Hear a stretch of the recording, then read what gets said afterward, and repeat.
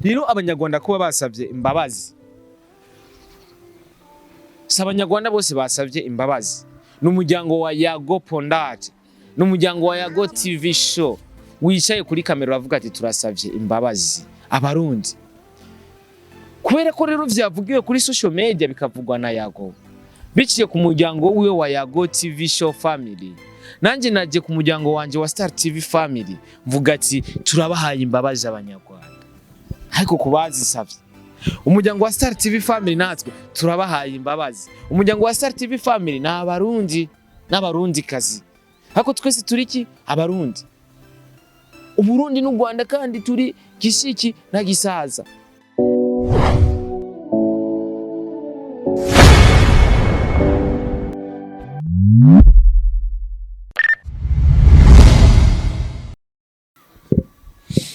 Yo, amahoro y'Imana abane namwe abakunzi ba Star TV, amahoro y'Imana abane n'abarundi bose muri rusange badukurikirana hano mugambi wa Star TV, amahoro y'Imana abane n'abanya East Africa bose mudukurikirana hano kuri Star TV, amahoro y'Imana abane n'abanya Africa bose mudukurikirana hano kuri Star TV, amahoro y'Imana abane namwe mwese muri Asia mudukurikirana kuri Star TV, amahoro y'Imana kandi abane namwe mwebwe mwese mudukurikirana muri Amerika.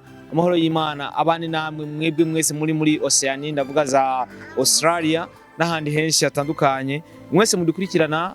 Imana ibahezagire cyane ndetse Imana ibane namwe ibane n'imirimo yanyu ya misi yose. My name is Mr. Boydeship, Mr. Recorder, Mr. Meet, Mr. Kimararungu, Loving Town, ubeshi umukozi wo munzu, Mr. Fashara fashijwe, King of Ladies, the Lion in the Jungle, Sharp Man, Dora Boy, all the way from Star TV. All day from Burundi, East Africa, Africa, that's no kwisi yose. I like support everybody in our country. Love it if you love me. If you don't, I don't care for that. Support my job. Only my job. I need your support. Na kidi kintu nifuza kumba nifuza support yawe gusa. So, igituma nje hano mugambi wa Star TV kwa register kugira dushobore kuganira. Murabizi ko tumaze iminsi tuganira dukora ama analyse menshi atandukanye. Iyi ni Star TV, iyi ni industry ya 2 mwaranyizeye muraza gushigikira ino Star TV. Nayo mpamvu mba nifuza kuganira namwe. So rero ukuntu bimeze ndahera kuri ino story ivuga guca buriya anye iyo umuntu atari wiwanyu yitavye Imana peut-être ushobora kubibona nk'ibisanzwe, ariko uzobura wiwanyu rabe ntuzomenya ati buriya kubura umuntu birababaje, buriya kubura umuntu ni gikomeye cyane mu buzima umuntu abaronse kinakomeye vya danje. Rero hari rero utarabura wiwanyu urishima ukaryoherwa ukabona umenga mugenzi wabuze umuntu ukabona umenga birasanzwe, ariko bura wiwanyu rawe uburyo bigenda. Impamvu mpereye kuri ako kantu ni bimwe mu bintu biriko biravugwa cyane, na cyane ko ukuntu KIRIKOU yafashwe mu gihugu cy'u Rwanda, na cyane ko KIRIKOU aririmba ikirundi, umunyarwanda akaririmba ikinyarwanda rero ni kirundi buriya ariho n'ukuntu umenga bigomba kwinjira namwo. Hari n'igihe binashika ugasanga ndiko ndavuga ugasanga nashizemo ikinyarwanda kubera ko ikirundi n'ikinyarwanda hari ukuntu vyagiye birinjirana. Iyo bimaze gushika ukaja gutembera dufate mu gihugu cy'u Rwanda uvuye mu Burundi, hari utuntu tumwe tuza turagaruka ugasanga wagiye urashiramo ikinyarwanda cyangwa uri umunyarwanda ugasanga n'ikirundi sometime kiragiyemo. Ariko kandi ikintu kimbabaza mw'abantu mwe mudukurikirana kuri Star TV, iyo mvuze igifaransa nta munsi ndumva umuntu ambwira ati reka kuvuga igifaransa. Iyo mvuze icyongereza nta munsi ndumva umuntu avuga ati reka kuvuga icyongereza. Rero iyo bishitse ukavuga cyangwa iyo bishitse nkavuga igiswahili nta munsi numwe mbona abantu bajya umuhari vuga ikinyarwanda. Abantu barajya umuhari ibintu byo kushiramo ibintu by'amacakubiri. Twebwe abantu muri entertainment ntabwo tukwiye kubiraba. Igihari ni kuraba igikorwa cyiza tugashigikira igikorwa cyiza. Jenzo vuga ikinyarwanda nushaka unyanke, urumva kubera ko ndavuga igifaransa ntunyanka, ndankavuga icyongereza ntunyanka, niringana navuze ikiganda ngane wanyase, ariko mvuze ikinyarwanda ukanyanka. Wayi turi bamwe, twese turi bamwe, dushigikirane muri gwa rukundo. So rero ikibazo cyagiye kugira kuko abacanke cyabaye kuri KIRIKOU AKİLİ, nubwo ariko cyari cyarababaye ko ari kumwe na Double J, ari Birman Boy muri rusange yose, ariko kuri no munsi byabaye kuri KIRIKOU AKİLİ, nubwo hari bamwe bari ko baramutako ibibazo canke intanduruko y'ibibazo ko yoba yatewe na KIRIKOU, ariko jewe ntituri kumwe kabisa, ntituri kumwe kabisa. Umuziki mwiza nta mpamvu nimwe ufise yo kuzibira umuziki mwiza, nta nguvu na nkenya ufise zo kuzibira. Murazi ko hit itangwa n'Imana, umuziki mwiza murazi ko utangwa n'Imana. Dufise abaririmbye kuva kera wanashima izindi style batigeze bamenyekana. Uno musi Rinoji yahoze aririmba hip hop, yahoze aririmba hip hop. Igihe aririmba hip hop nta muntu yari amuzi guys, yarafuruguti yaraje hariya ngira no kuroga yararoze ngira ntacyo takoze. Ebana umwana w'umukayanza aravuga ati jewe ndakubita hip hop hamwe basinoke uriya mujamba hariya sinoke yabahe muri Korea, Japan. Basinoke bararokita Rinoji bari kumwe n'abapeti baraho b'Igitega bavuki Muramvya gusa bakuri Igitega bitabaye explosive kid. N'umunyakirundo ariko yarabaye Muramvya, Igitega niyo yize. Urumva bapeti barakubita hip hop ya danje Basinoke barabashigikira, harimo bajya abantu zenya uyu yari mu ndirimbo ya B-Face yari muri rya team ni dra sindamwibuka neza Kasorano Tiene. So rero bisigura iki, Rinoji yarirondeje muri hip hop biranka, ariko araza muri rya style aririmbamwe nk'umuntu menga si hari, arakubita mahit song ibintu biragenda neza cyane. Buri muntu rero umuntu wese agira igihe ciwe, Imana niyitanga hit nivuga ati harageze igihe usohoka, harageze kuhindura style. Impamvu rengarutse kuri bino, Abanyarwanda basavye imbabazi Abarundi, Abanyarwanda basavye imbabazi Abarundi. Rero gusaba imbabazi umubanyi wawe ntabwo ari bibi. Hari Abanyarwanda ni bashiki bacu, hari Abanyarwanda b'abagabo ni basaza ni bakuru bacu, n'aba grand frère n'aba sister bacu, ariko kandi n'Abanyarwanda jewe ndo mu brother wabo, nkuko abashiki bacu ari abashiki b'Abanyarwanda. Murabizi yuko u Rwanda menga kera menga cyari igihugu kimwe n'u Burundi. Iyo hataba baruzungu, iyo hataba bazungu, burya u Rwanda n'u Burundi tuba turi igihugu kimwe. Murabizi bari abazungu baratubesha, Ababirigi baraza baradushiramwe amoko, baraza baratugira n'abazungu abadagi n'Ababirigi. Badutwara turi hamwe, ariko Ababirigi ariko abazungu bari mu bantu bazanye ibintu by'amoko, nubwo badushize hamwe. Umuzungu niwe muntu wa mbere yazanye ikintu citwa amoko. U Rwanda n'u Burundi cyari igihugu kimwe, bisigura iki? Turabavukanye.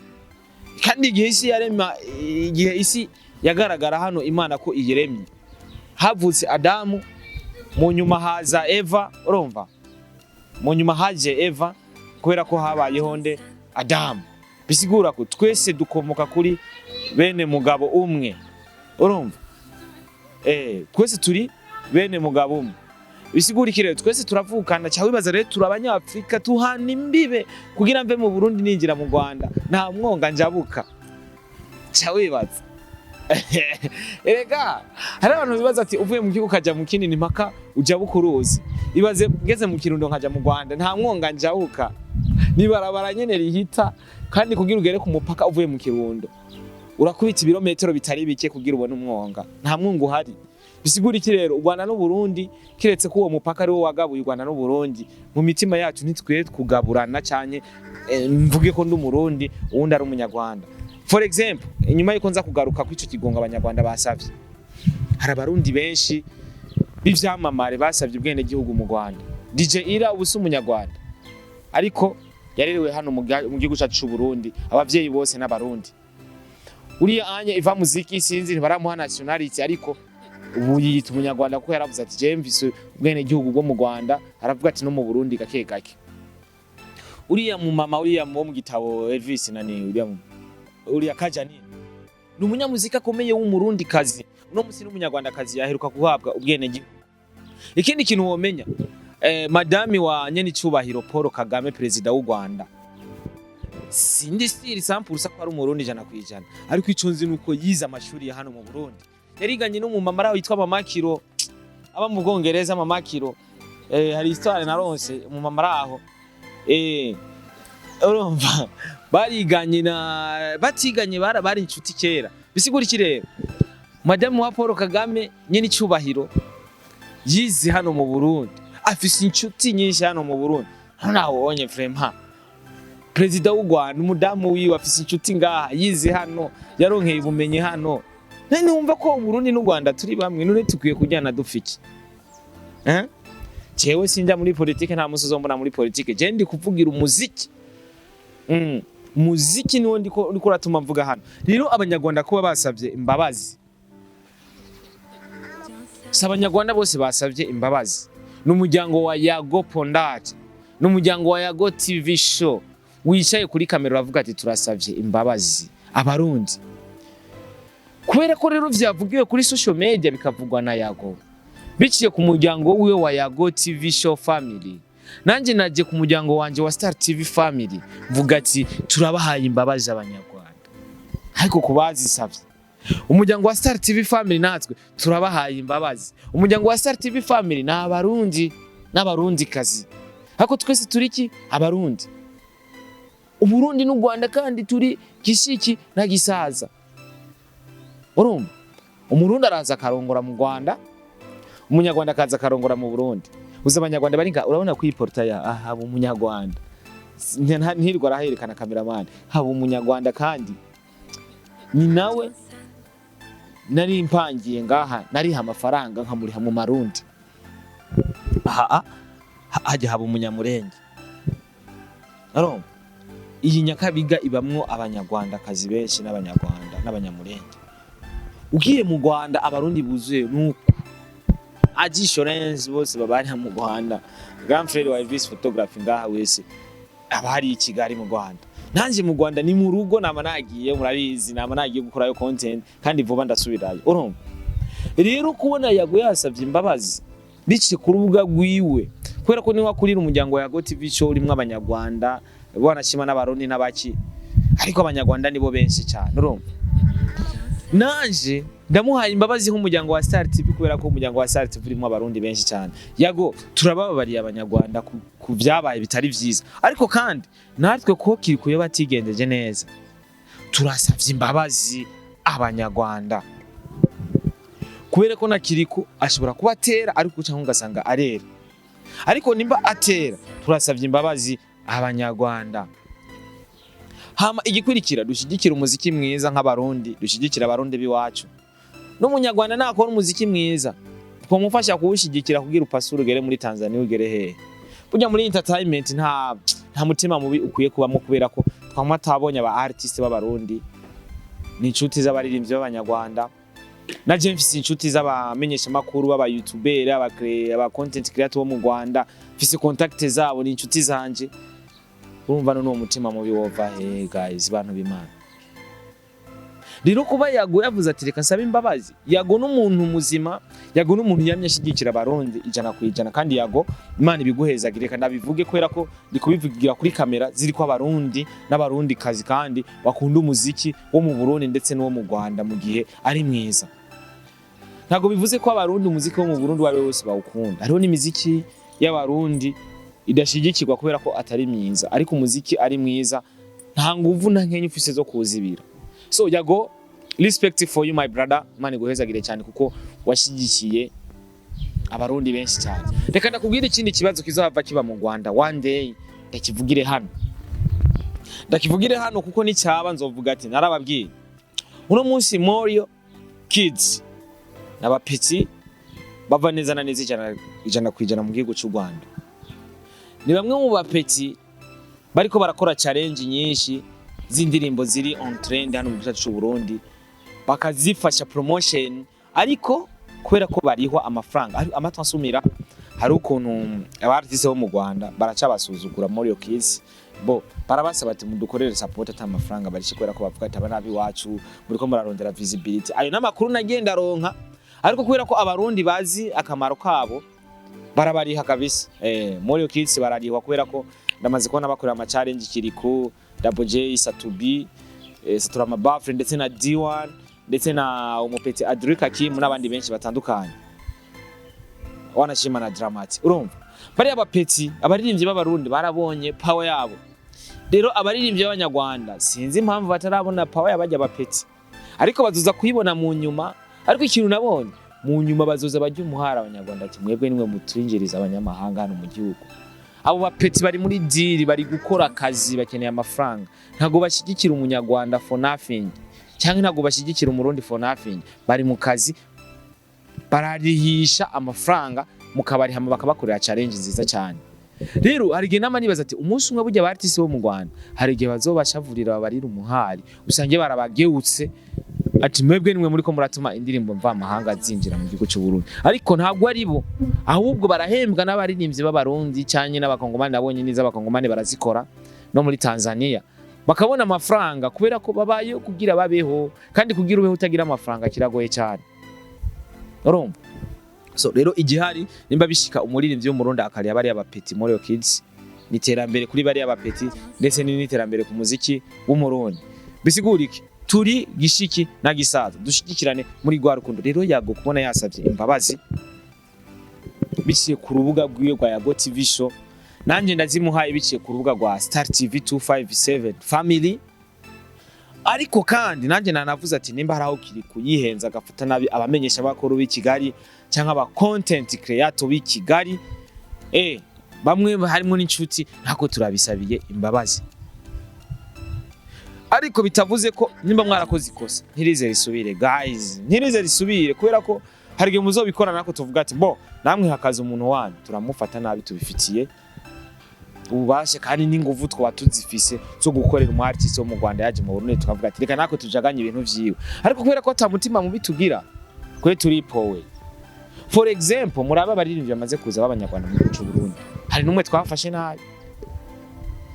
No byagenze nabi ni The Ben bavuze ngo bamwije telefone, ariko munyo bavuga ati yibwe n'umunyarwanda mugenzi we, ariko nibaza ko yari content. Uno musi KIRIKOU ariko aravuga u Rwanda gose, mwe mwibaza ati abakozi nabi mushaka mucafuriza izina. Hari abantu bakunda umuziki badakunda kabira cyangwa badakunda ngo igihugu uvamwe. Bisigura iki rero? Twese turi bamwe, ni washaka kuguma udukinyiza ntako tuzovuga ati natwe suko mu buzima muziki ndabiherekuriye gufasha gukora nabi bivaye biciye ku rubuga rwanje. So rero igihe hari cyo no basaba urukundo dushigikirane, ntawe dusabye ku nguvu adushigikira. Nutadushigikira basi ntuzutwereka umutima mabi cyangwa utwereke inzigo. Reka kuvuza indirimbo zacu ariko tuji wanyu ntubikora uko bitategerezwa gukogwa, ubikora uko vyategerezwa gukogwa. Kubera ko umuntu ntumubwira ku nguvu ati nkunda ku nguvu, no, kiragoye yuko umuntu mubwira gukunde ku nguvu. Icyo ukora wikorera akazi wipowe, ukora akazi iki wipowe. So tugenere gushigikira indirimbo Deep, ni indirimbo ya Double J ari kumwe na AKİLİ ndetse n'umuririmbyi Ninoji. Bisigura ko ni Gitega yifadikanije na Ngozi, yifadikanya na Kayanza. Arizo zose ziri muri Butanyerera. Oya, Ngozi na Kayanza ziri muri Butanyerera suko. Gitega nayo ikakiba muri Uhomuzi. Ibyo bintu rero birangora kubera ko umenyereye ziriya ntara za kera. Ubazigabuyemwo intara zingahe? Zitatu zine. Ni zine ni zitatu. Je mumbabarire ibintu vya politiki. Kuri ko Imana ntavyo nzi. Jewe n'abategetsi vraiment ntabwo tuba ndabazi cyane. Mu gusozera hari icyana nabonye cyagiye kumpostinga ngo nambaye deshire ngo ndi kumwe na n'umugwiza atunga kazohera Venera. Je nari ngiye kuri airport mu kazi, sinari ngiye muri office ya Venera. Urumva? Nubwo twabonanye turakorana ibiya, turagiranira ibiyago, twe turabajene, ntago dufise mind za zamani zigitama. Twe turabajene kwambara uko dushatse. Ndamutse umuntu bita Amanda, ndamukunda cyane gose. Anabizi ko mukunda vyatari. Amanda, sunajua tena. So nuko bimeze rero, ni gwa rukundo tuba twifuza. Ni gwa rukundo tuba twifuza. Je ngiye mu kazi nambara uko nshatse, ntago ngiye guhura n'umuntu, mina nda kupiga kazi. Kandi ivyumviro vyacu vy'ubu bitandukanye n'ivy'abakera. Abakera nibareke kuza kutubwira ama histoire y'ibintu vya kera. Atuma umega twebwe abajene two kwigumiza mu ibintu vya kera. Twe turi abantu vuba. Turi moderne mu mitwe yacu. Ntago turi traditionnel mu mitwe yacu. Keretse ko ibintu nyene do traditionnel vyo mu Burundi turavyubaha, ariko mu mitwe yacu turi moderne. Suko ariko kandi mvuga ati abantu bajeje network mumbona kazoza twebwe, simbona ko network irimwo mwarikuye, ariko mumbona kazoza twebwe turafise ahantu dushaka kugera. Ntimutume rero target zacu, ivyumviro vyacu aho twifuza kugera bisubira inyuma kubera ko network yacu canke network muduharimbi. Urumva? mureke ivyo bintu muduhe network nziza twikorera akazi neza. Hari iri binone muduhaye network nziza ituma izimba ariko ibimeze neza. Cyari gihura network ukumvinze ukavuga ati mbega nje kurondana network turahangayitse vraiment kubera ko network itameze neza. Gusa nimba umaze gutembera bino bihugu byose vya East Africa ushaka ushiremo n'ibindi bihugu. Igihugu cyacu cyo Burundi ni igihugu kiryoshe kubamwo. Ufise akazi ukora n'amafaranga urazi yuko umuntu atafise ibyo akora haba kandi ndafise n'icyo ukora ushaka gura n'umugenza akagira kagutamwe ugafungura bitandukanye n'ibindi bihugu. So mukore sabone kuri Star TV dushigikirane muri gwa rukundo tubane neza basore bacu ba Birimani boy akazi keza aho muri hose nibaza ko Imana ibabona kandi iri kumwe nabo. Behind camera kwari kumwe na Elvis photography niwe ariko aradufasha hano masanamu kugira ashobore kumera neza cyane. Gena no kuruga gwa Izere wandike Izere cyangwa wandike Nyashi by Izere cyangwa Maibu by Izere uraza kubona umusore ariko araza neza afise n'indirimbo nyinshi afise featuring ari kumwe na Sadba afise featuring ari kumwe na Big Farias afise n'andi featuring ari kumwe na Dio n'andi menshi cyane ari muri stock bwibaraguze ariko nategezwa kubivuga kugira uje gushigikira impano. Bisigura ko impano yarabonye n'abalegend bakomeye cyane, impano yarabonye n'abantu bafise ijisho rirerere muri no muziki, impano ikomeye ijisho y'impano ikomeye cyane muri no muziki. Bisigura iki? Tuje kumushigikira umusaza, tuje kumushigikira umuvandimwe. N'umwana akiri muto cyane yakwaye customer songs, umuririmbyi akiri muto yigenjeje neza kuruta abandi bose. So kora sabone rero hano mu bwami bwa Star TV dushigikirane kugira Uburundi natwe tubwegeze kure.